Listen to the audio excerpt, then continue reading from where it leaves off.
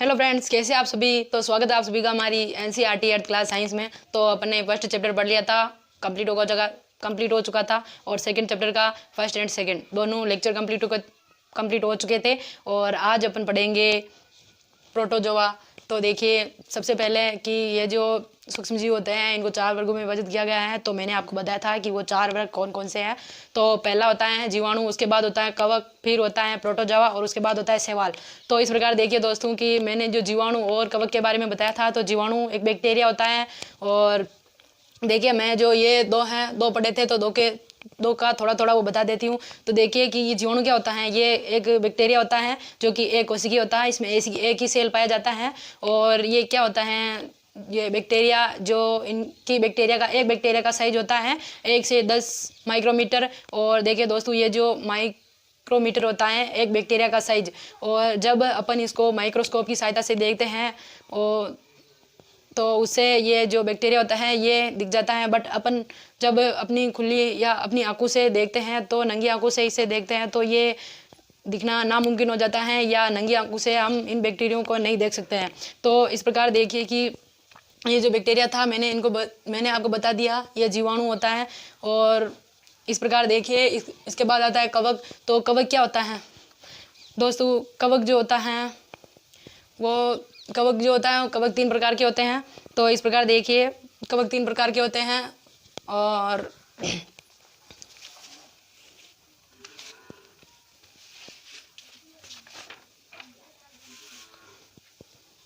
जो देखिए दोस्तों, तो क्या होता है कि कवक 3 प्रकार के होते हैं। कवक क्या होता है, तो इसके बारे में थोड़ा जान लेते हैं डिटेल से कि कवक क्या होता है। कवक जो होता है वो हरित लवक रहित सकेंद्रीय सेवन उत्तक रहित एक थैलोपाइटा होता है। देखिए दोस्तों, बात ऐसी है कि ये जो कवक होता है इसमें हरित लवक नहीं पाया जाता है।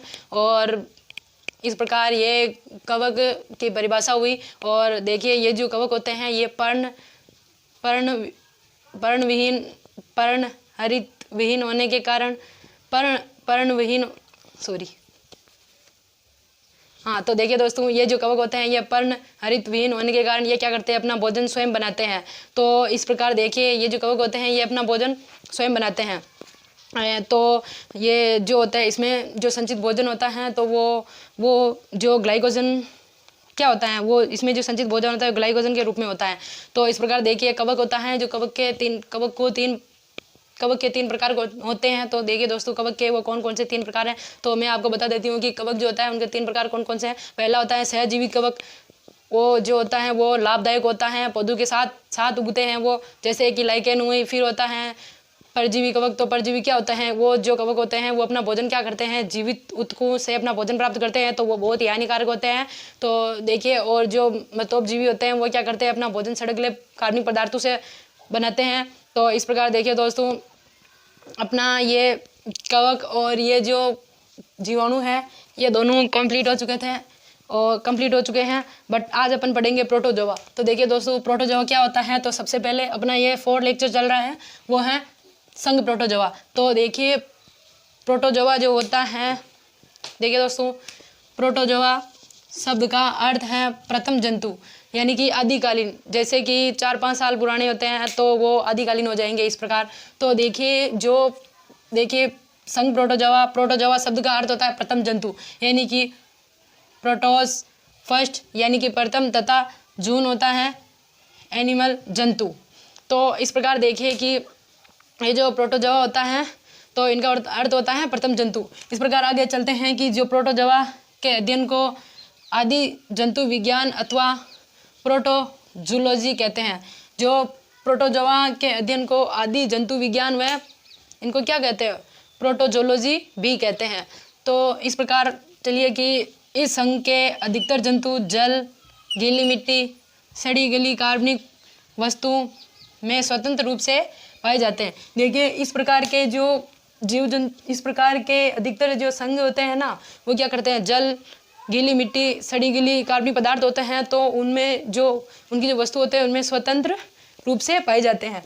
तो इस प्रकार देखिए कि ये जो सरलतम संरचना वाले एक कोशिकीय व सूक्ष्मदर्शी की सहायता से देखे जाते हैं।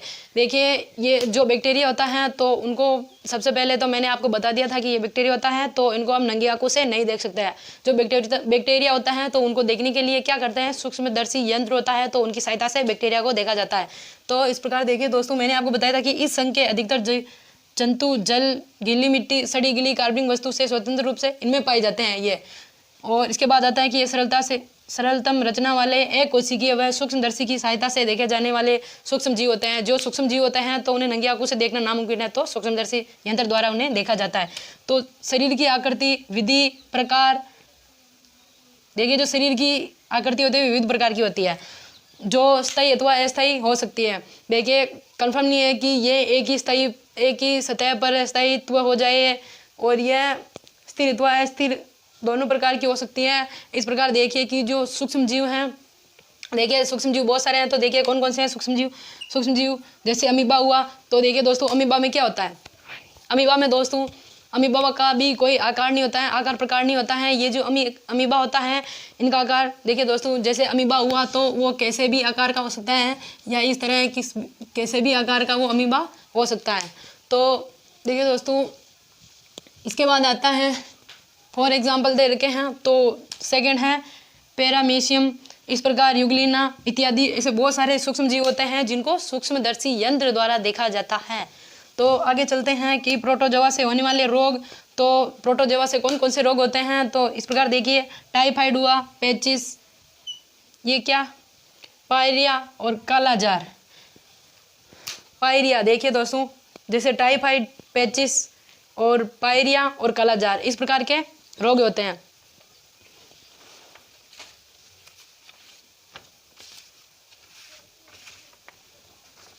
तो देखिए मैंने बताया था कि ये जो प्रोटोजोआ से होने वाले रोग हैं तो मैंने इनके बारे में आपको बता दिया डिटेल से कि ये क्या होता है।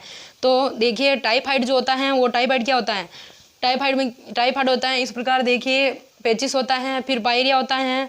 तो पेचिस क्या होता है कि ये जो होता है पेचिस ये एंटीमीबा हिस्टोलिक प्रोटोजोआ बड़ी आंत के अगले भाग में होता है।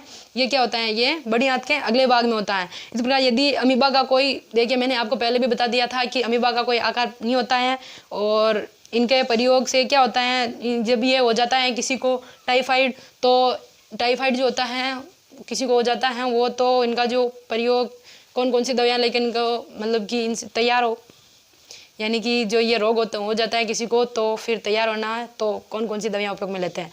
तो देखिए कि एनिकोनाल, आईरोग फार्म, इस प्रकार मैक्साफर्मी जैसी दवाइयों का उपयोग करके क्या करते हैं, इनको हम तैयार करते हैं।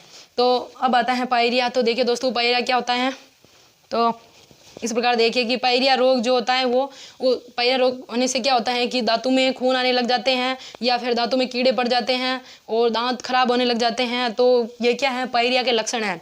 इस प्रकार देखिए इनके प्रयोग के लिए क्या किया जाता है, पायरिया के रोग से सुरक्षा पाने हेतु क्या किया जाता है, तो पायरिया के रोग से सुरक्षा पाने के लिए विटामिन सी लेना चाहिए और दांतों को अच्छी तरह से साफ सफाई करनी चाहिए। दांतों को रोज डेली मॉर्निंग एंड नाइट में ब्रश करना चाहिए और दांतों की साफ सफाई रखनी चाहिए ताकि अपन को ये इस तरह के पायरिया वायरिया रोग अपने आसपास भी ना आए। तो इसके बाद देखिए कि ये जो होता है दोस्तों मैंने आपको बताया था कालाजार। तो कालाजार क्या होता है, देखिए ये कालाजार भी एक तरह की एक खतरनाक बीमारी होती है। तो इस बीमारी से क्या होता है, वो जो बीमारी होती है उन्हें कालाजार बोलते हैं, जो कि बहुत ही खतरनाक डेंजर होती है। तो इस कालाजार बीमारी है तो इनका जो वैज्ञानिक नाम है वो है लिमोनिया प्रोटोजोआ।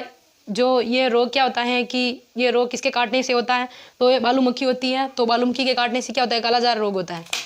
क्या होता है दोस्तों, जो बालू मक्खी होती है, बालू मक्खी के काटने से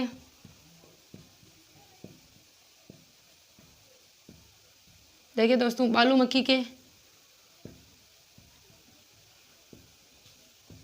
के काटने से क्या होता है, ये रोग